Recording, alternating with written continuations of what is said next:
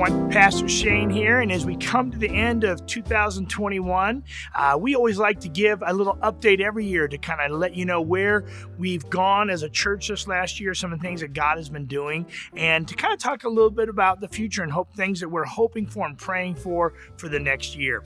I don't know about you, but I can't be alone in feeling like the last 2 years have kind of been a big blur together, and yet here we are at the end of 2021. And as we get to the end of this year, I hope as you look back, you can find many things that you're thankful for, blessings that have come to you and your loved ones in difficult times.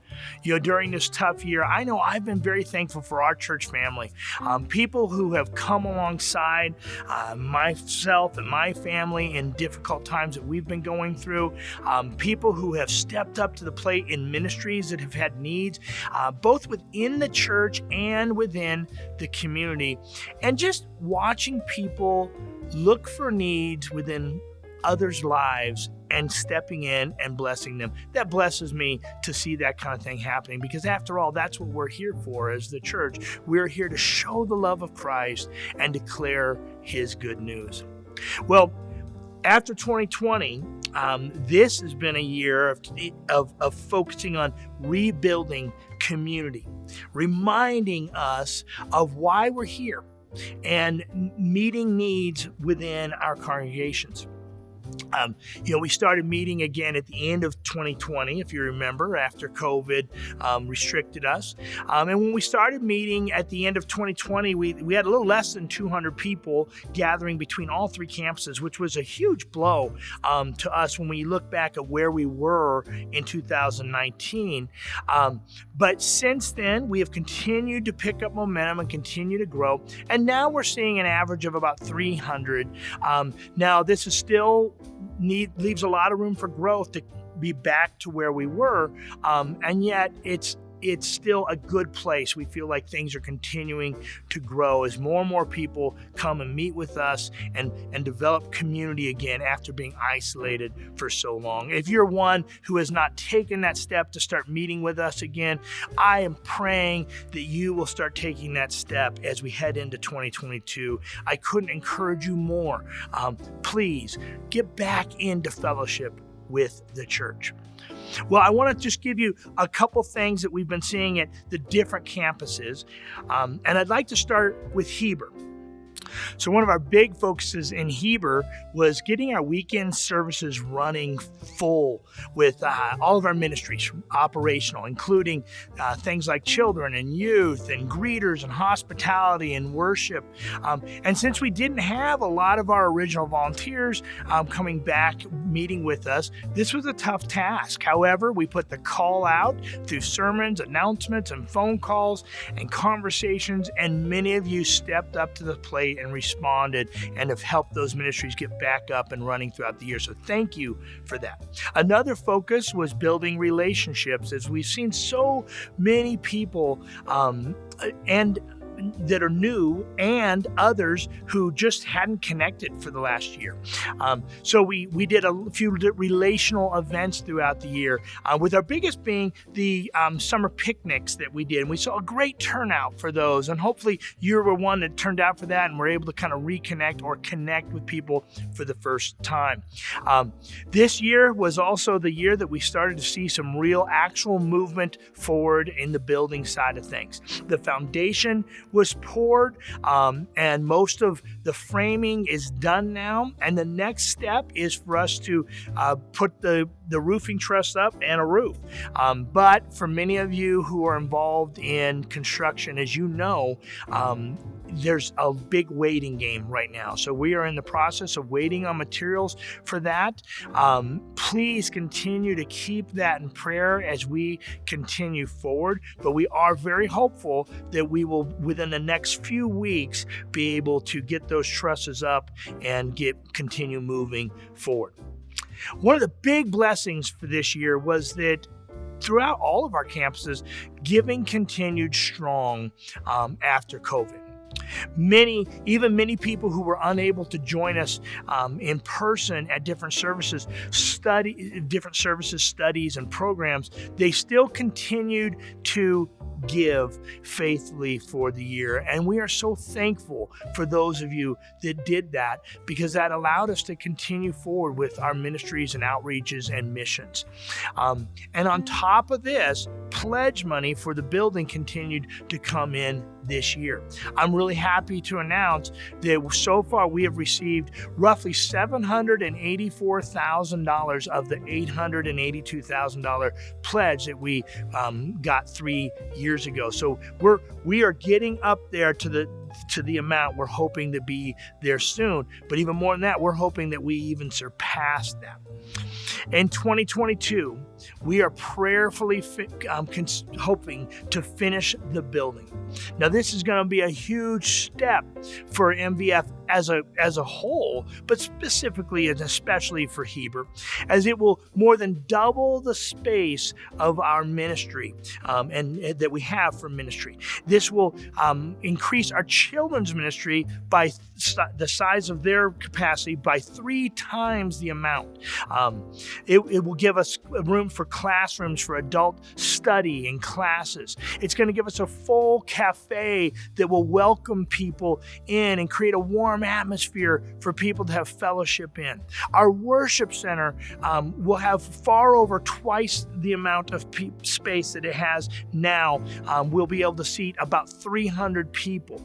This will enable us at the Heber campus alone to minister to over 800 children and adults through 2 weekend services.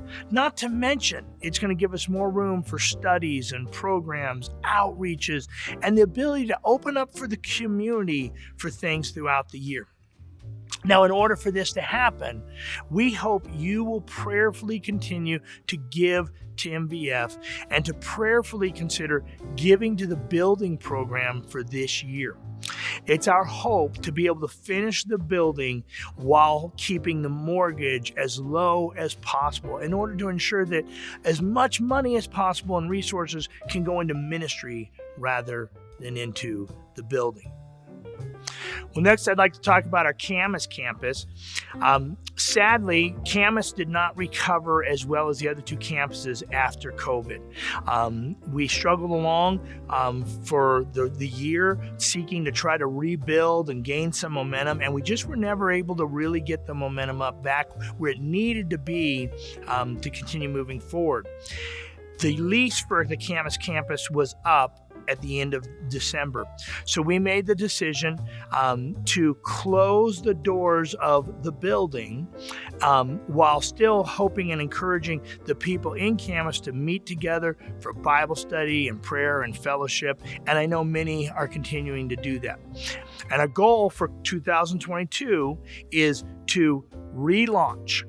We're going to start meeting as a group, everyone that wants to be involved with that, in April, and we're going to start doing the things that need to be done to prayerfully consider hiring a lead pastor for Camas, and they can be full-time and really focus their energies there, and we will hopefully relaunch again, opening the facility at the end of 2022. So we hope that you will be prayerfully considering that with us. If you live in Camas, we hope that you will be a part of that with us, as we truly believe that Camas needs a Christ-centered gospel community there within the area.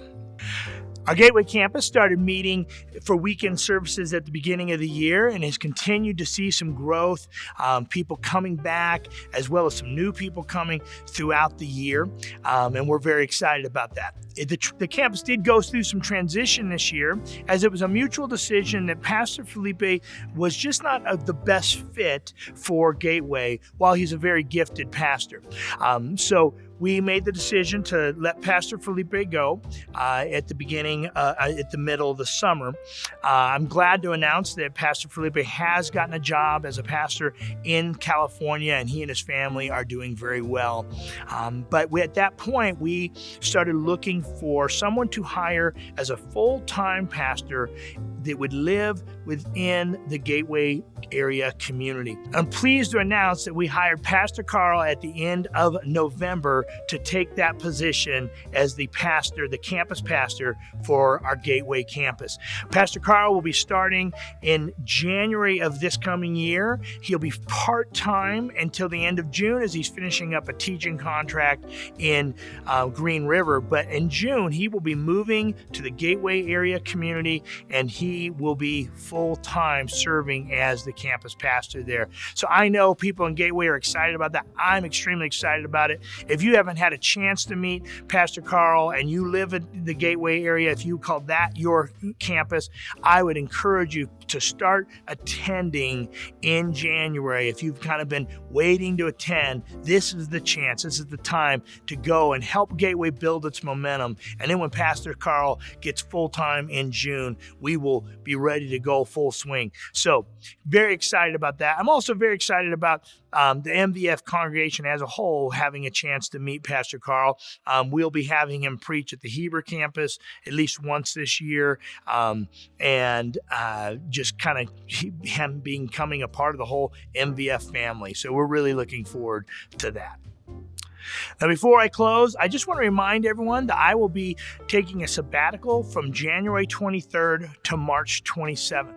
And in that time, I'll be taking some time to unwind with my family, but I'll also be taking some time to pray, to plan, and work on the future steps of MVF. I'm going to be doing some exercises and practices to grow myself as a pastor and leader, and also to be looking forward to the future of MVF. One of the key purposes of a sabbatical is to take some time to step back from the day-to-day aspects of ministry in order to prayerfully seek God for the future and to rejuvenate yourself as a spiritual leader so that you have the spiritual strength to pour into others for years to come. I don't know if everyone's aware of this, but only 1 out of every 10 pastors that goes into full-time ministry will last in ministry through their working years. And the average pastor will only last at a church from 4 to 5 years. And it's a proven statistic that pastors who take sabbaticals have longer and healthier stays in ministry. So that said, I always appreciate your prayers, but I would greatly appreciate if you would continue to keep me and my family specifically in prayer during my sabbatical, asking God that God would really use this time to grow us for the next step here at MVF Church into the future. I also hope that you will be loving, gracious, and supportive to the MVF staff as a whole as they take the church through these weeks. I thank God continually for the blessing and privilege of serving at MVF along some of the greatest people I have ever had the honor of serving alongside. Let's all end this year by thanking God for our blessings and looking forward to seeing Him do big things in 2022.